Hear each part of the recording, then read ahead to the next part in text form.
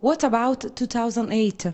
Well, 2008, I'm finding a whole range of different styles. I'm finding some lean wines. I'm also finding some wines that are have some great fruit, some that even have a little bit too much fruit, believe it or not, because I think some people during the rainy season in September left their grapes a long time on the vine.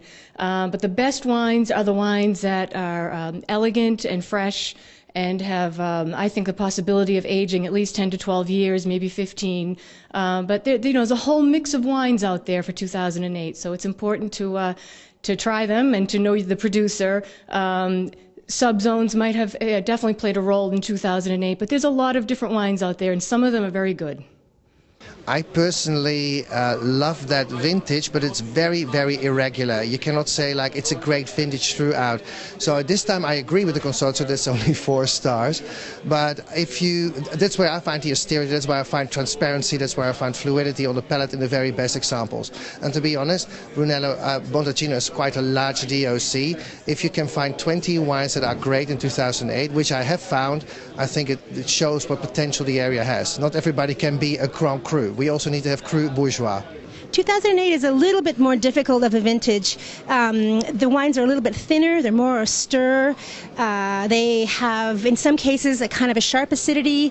In other cases, there's a kind of a dry, astringent tannin. You have to choose the right Brunello in 2008. Not all the wines are nice, they're easy, they're fresh, but there are highs and low points. 2008 is a more difficult vintage. It's a cooler vintage. It's a more classic vintage in many ways, and it might appeal to people who like more traditional styles of Brunello rather than the richer styles that we had in 6 and 7.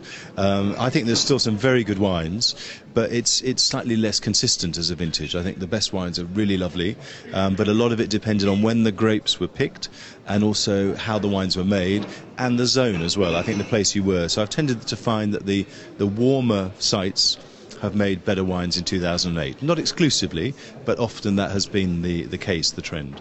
Brunello di Montalcino 2008. This crop seems to me that they are a little bit lighter. They have a good acidity. The tannins are a little tough and a little bit less structure than in the past. But it's a pretty good crop. I believe they are gonna age well. 2008 is another vintage. I think it's a vintage which could and should last for some years, which should remain in the cellar because it has a lot of acidity, it has some tannins which are still very young, and it's not a vintage that will be ready to be drunken very soon. I think I like 2008 very much because there are a lot of the Brunello 2008 which represent really the Sangiovese, and also this is the Brunello. So I think we can show to the consumers or the professionals in my country very easily. This is the Brunello. 2008, so fresh and very clean in finish, very clean, and full of red cherry flavor.